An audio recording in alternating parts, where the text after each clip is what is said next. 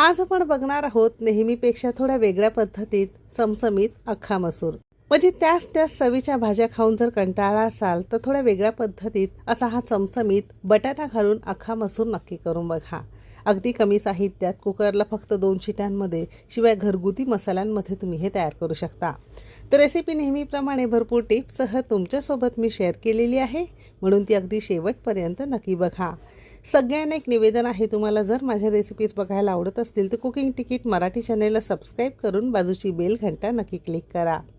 चला तर मग वेळ न घालवता रेसिपीला सुरुवात करूया। चमचमीत अख्खा मसूर किंवा अख्खा मसुराची आमटी बनवण्यासाठी 1 कप भर आपण इथे कच्चा अख्खा मसूर एका पाण्याने धुवून घेतलाय आणि अगदी रात्रभर पाण्यामध्ये भिजत घातलेला आहे। सकाळी बघितला की असा हा दुप्पट फुलून तयार होतो। म्हणजे इथे साधारणतः आपण 2 कप भिजवून अख्खा मसूर घेतलेला आहे।